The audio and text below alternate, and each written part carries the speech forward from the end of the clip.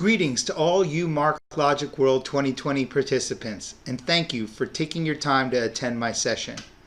I'm going to share a little bit about myself and the company I work for, Broadridge Financial Services.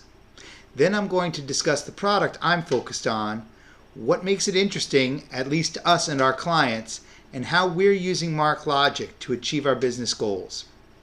Hopefully, through hearing about how we've architected our solution and learning about some specific use cases, you can take away something from today's talk that can help move your technology solutions forward in new and creative directions. So what is Broadridge? Broadridge is a global fintech leader with $4 billion in annual revenues, providing communications, technology, data, and analytics to our clients. We help our clients transform their businesses with solutions for enriching client engagement, navigating risk, optimizing efficiency, and generating revenue growth. Broadridge began as part of ADP, and in March 2007 was spun off into an independent public company, changing its name from ADP Brokerage Services to Broadridge Financial Solutions, Inc. It's part of the New York Stock Exchange under the symbol BR, and we are actually a member of the S&P 500. Broadridge provides capital markets, asset management, wealth management, and corporations solutions to many of the leading financial services institutions globally. Within these markets, we provide communications, data, technology, and operations services. In the communications space, Broadridge is at the forefront of multi-channel communications, improving client and investor connections while meeting regulatory requirements. Whether it's printing and distributing a public offering prospectus for an investment bank or enabling individuals to submit proxy votes for annual shareholder meetings, Broadridge is the industry leader. Our leading-edge data aggregation and management platform provides predictive analytics and insights for identifying new growth opportunities. The technology and operations capabilities offer a range of securities processing services for automating the entire trade lifecycle, from execution to accounting. It is in this space where I work, so naturally it's the most interesting. Which brings me to me. My name is Andrew Godsberg, and I'm a Vice President, Enterprise Architecture at Broadridge in the Global Technology and Operations Division. I've been at the firm now for about 2 years. And prior to joining GTO at Broadridge, I worked for over 11 years at Goldman Sachs, doing technology strategy and business architecture for the operations division. Before joining Goldman, I had my own technology consulting company for about 10 years, specializing in software systems engineering, working with diverse clients, some in financial services such as Citigroup and GS, and some far afield of financial services, such as the Department of Information at the University of Michigan and the Florida Center for Reading Research at FSU. At Broadridge, I'm a development manager and a release train engineer. Many moons ago, I received a computer science degree from Brown University. So why should you listen to me?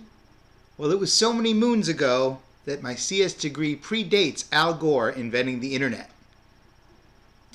But what exactly am I working on, though? Broadridge's next generation platform is our Global Post-Trade Management System, or GPTM for short. It's a suite of components or applications supporting multiple asset classes, including equities, fixed income, money markets, FX, and exchange-traded derivatives. It supports multiple currencies, businesses, and entities concurrently. GPTM contains components that help manage positions, subledgers, and real-time P&L calculations. But at its heart is what we call the Data Fabric. And this Data Fabric is the product that I oversee from a development management perspective. For GPTM as a whole, I also act as the release train engineer, helping to ensure that global build cycles across a dozen application development scrums come together every 2 weeks to successfully build, package, deploy, and test our software. We are doing model-driven development, specifically ontology model-driven. This is highly coupled with semantic modeling. Now, I'm assuming since you're attending this conference that you don't require MarkLogic to be defined for you. Now, we leverage MarkLogic semantics very heavily and use MarkLogic as a metadata layer. Alongside these, we use custom caching techniques to enable efficient resolution of complex queries and transformations of data. But before diving into exactly what the Data Fabric is and how we use MarkLogic, I'd like to go over a few more terms, some I've mentioned already and a few more I'm about to mention, and their definitions. Brfss Ontology, the Broadridge Financial Solutions Ontology, is commonly referred to just as our ontology. This is a common data model used for multiple Broadridge systems. This ontology, along with the Data Fabric, creates a centralized storage and retrieval system which consolidates and normalizes data. It allows the data to be queried and reported through a single canonical model. We technically are ingesting our data in a canonical model already, as the normalization of data actually takes place outside of MarkLogic in our solution. According to a definition on bmc.com, a canonical model is a type of data model that aims to present data entities and relationships in the simplest possible form in order to integrate processes across various systems and databases. It's not a merge of all data models. Instead, it's a new way to model the data that's different from the connected systems. This model must be able to contain and translate the other types of data through transform mappings. For example, when one system needs to send data to another system, it first translates its data into the standard syntax, a canonical format or common format, that are not the same syntax or protocol of the other system. When the second system receives the data from the first system, it translates that canonical format back into its own data format. What is a taxonomy? Taxonomies are classification schemes. For example, the hierarchy of instrument types, like how a corporate bond is a type of bond and a bond is a type of a fixed income instrument. And these can be deployed within an attribute's enumeration or directly to entities themselves. Clearly defined faceted taxonomies, where multiple attributes are used together to identify a set of unique types, provide the means to properly categorize all concepts. A taxonomy is a specific type of controlled vocabulary in which all the terms belong to a single hierarchical structure, often represented by a tree. An ontology is the formal declaration of entities and their relationships within a specified domain. It's more than just a taxonomy because it allows us to use semantics to model the relationships among entities within the domain. The ontology contains the entity models and the relationships, and we're able to use this to define and constantly redefine our domain as the ontology evolves with every sprint. Another ontology artifact we're using are transformation maps, and these support ingestion, querying, and extraction of data from the data fabric. The logical data structure of a database management system, or DBMS, whether hierarchical, network, or relational, cannot totally satisfy the requirements for a conceptual definition of data because it's limited in scope and biased toward the implementation strategy employed by the DBMS. Therefore, the need to define data from a conceptual view has led to the development of semantic data modeling techniques.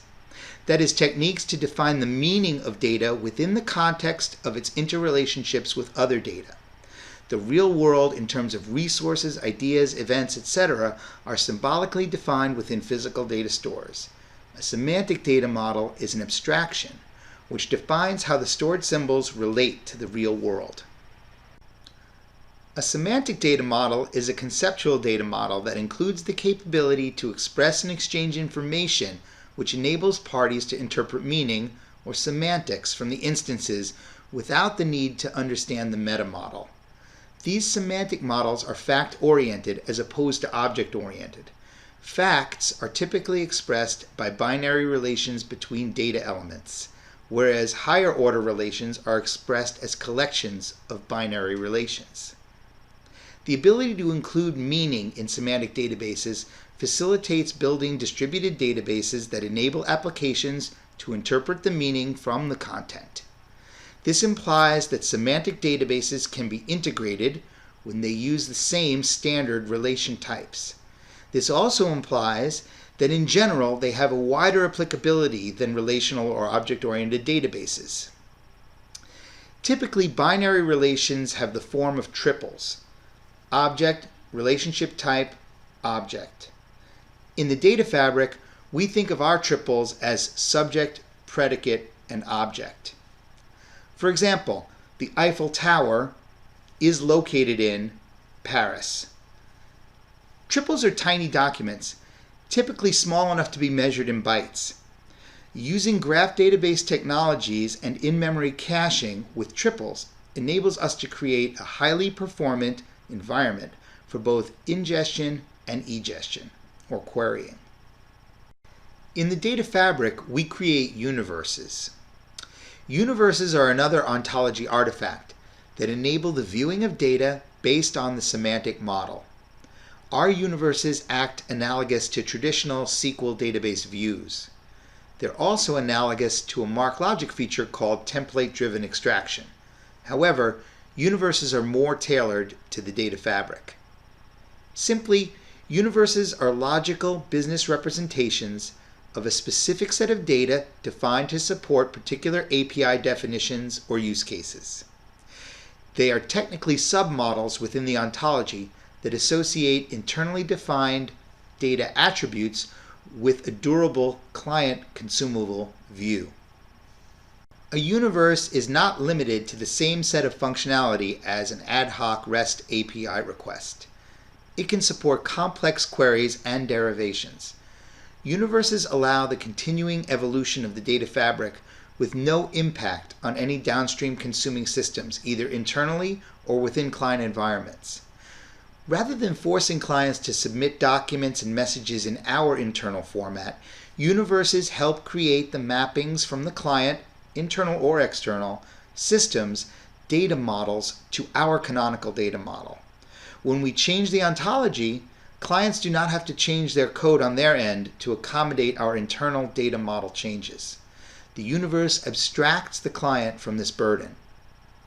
Universes are critical to the data fabric as a streamlined method for addressing the unique and disparate needs of each domain application or client rollout without impacting the single common code base. Now we can talk more specifically about my baby, the data fabric. The GPTM Data Fabric is a set of unified services that supports the integration, access, processing, publication, and persistence of disparate data. The goal of the data fabric is to unify discrete data sets and provide a common operating platform to support the rationalizing of business functions within GPTM. The data fabric provides these unified services in a high-performing, scalable, flexible, extensible, and resilient manner. The data fabric uses a document-centric model via MarkLogic servers that combine database internals, search-style indexing, and application server behaviors into a single unified system. The data fabric model provides multiple functionalities previously available through discrete entities such as databases, data warehouses, data lakes, and/or ETL tools. Here are some of the versatile capabilities that characterize the data fabric.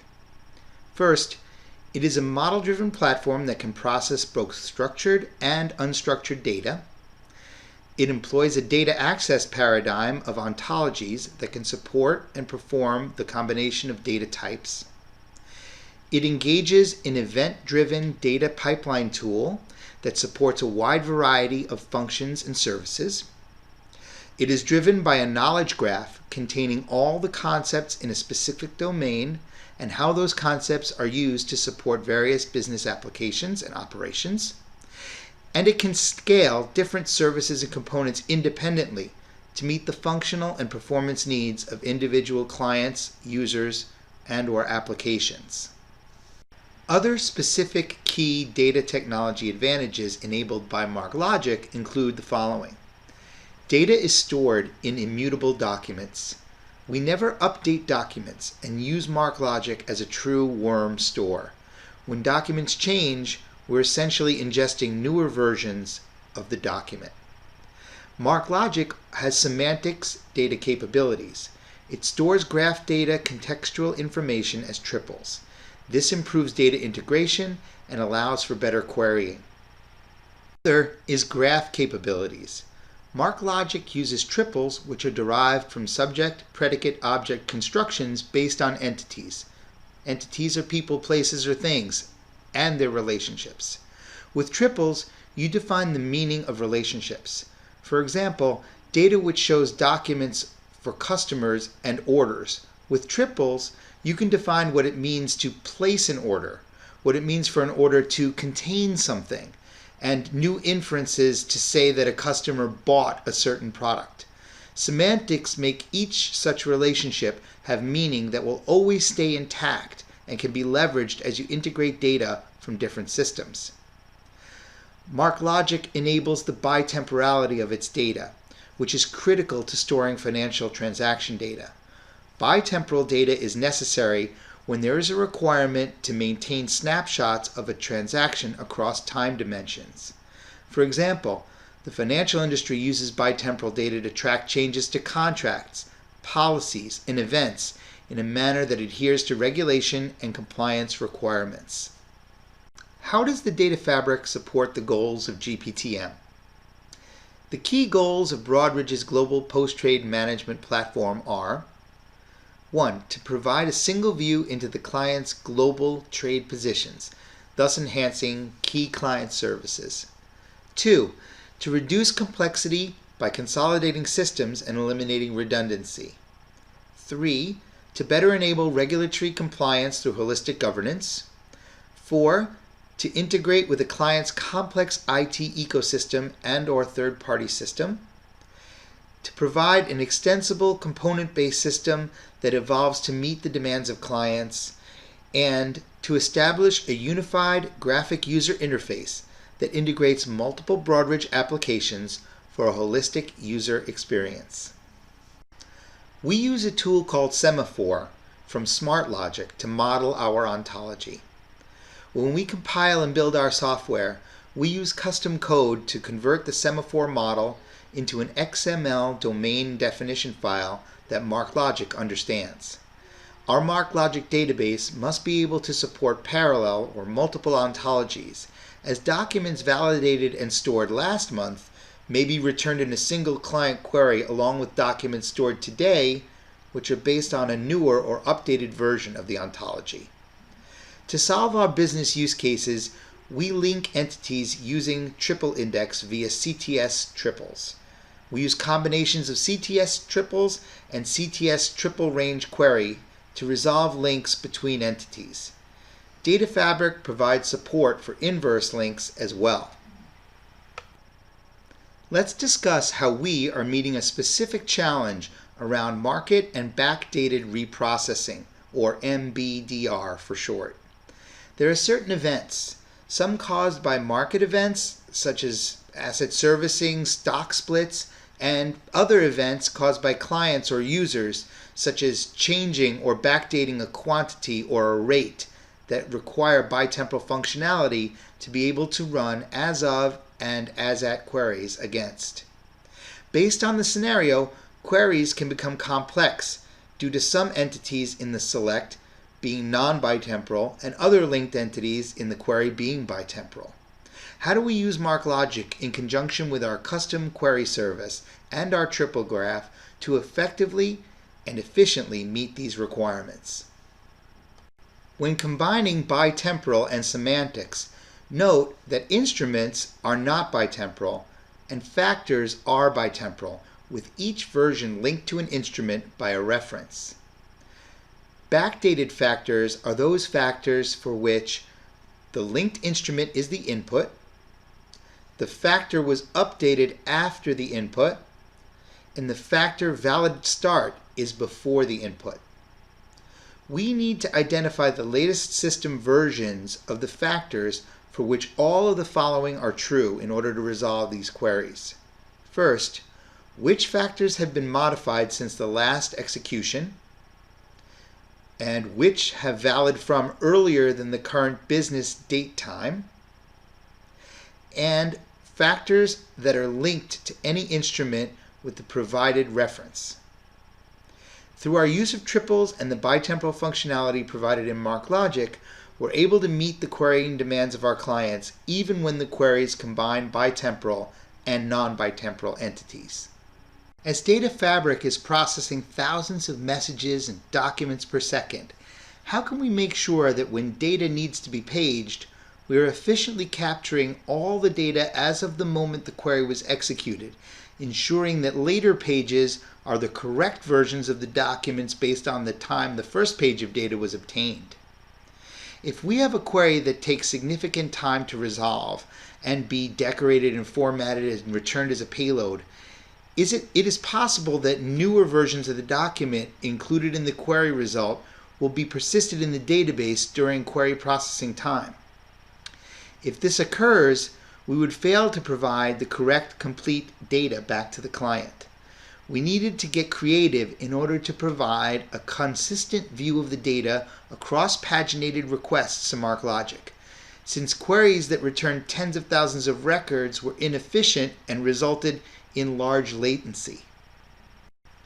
Regardless of the returning payload size, we leverage our in-memory caching strategy to make all of our queries more efficient. When a query comes into our query service, known as DF Query, we run a simple query to determine the set of unique document identifiers, URIs, that should be in the result set. We then examine the cache for the presence of those specific documents. If all of them are currently in the cache, we run the query, format and package the payload, which can be returned in JSON, XML, CSV, or Avro format, whatever the client desires, and we're done. If one or more documents, however, is not present in the cache, we add it to the cache, and then we run the query on the cache. But how did we solve for this issue around large paginated data payloads? How are we able to guarantee the data is consistent from the first page to the last?